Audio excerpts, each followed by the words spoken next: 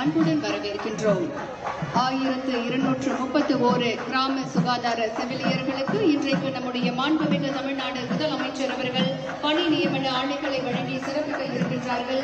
மாண்புமிகு தமிழ்நாடு முதலமைச்சர் அவர்களோடு 1231 கிராம சுகாதார செவிலியர்களும் தற்போது குழு புகைப்படம் எடுத்துக் கொள்கிறார்கள். திராவிட மாடல் ஆட்சியின் மகத்தான சாதனைகளால், மக்கள் நலன் காக்கும் சாதனைகளால், மாநிலத்தின் வளம் பெருகும் சாதனைகளால் திராவிட மாடல் அரசின் வெற்றி நாயகர் நம் மாண்புமிகு தமிழ்நாடு முதலமைச்சர் அவர்களின் புகழ் அகில இந்தியாவெங்கும் எதிரொலிக்கிறது.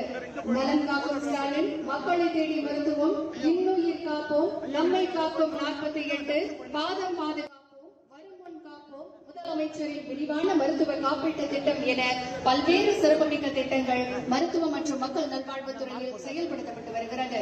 மாண்புமிகு தமிழ்நாடு முதலமைச்சர் அவர்களை விழா மேடைக்கு வருக வருக என பணிவன்புடன் வரவேற்கின்றோம். நிகழ்வின் தொடக்கமாக மாண்புமிகு மருத்துவ மற்றும் மக்கள் நல்வாழ்வுத்துறை அமைச்சர் அவர்கள் வரவேற்புரையாற்றுவார்கள்.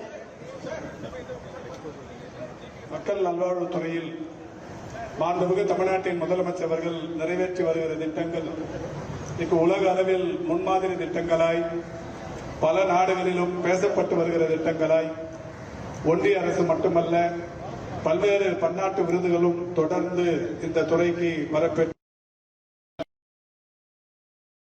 வரப்பட்டிருக்கிறது என்பது அனைவரும் அறிந்த ஒன்று. நம்முடைய மாண்புமிகு தமிழ்நாட்டின் முதலமைச்சர் அவர்கள் இந்த துறையில் பணியாற்றுகிற மருத்துவர்களுக்கும் செவிலியர்களுக்கும் மருத்துவம் சார்ந்த களப்பணியாளர்களுக்கும் தொடர்ந்து அவர்களுடைய நலன் பேணி பாதுகாப்பதில் எந்த அளவுக்கு அக்கறை காட்டி வருகிறார் என்பதை நீங்கள் அனைவருமே நன்றாக அறிவார்கள்.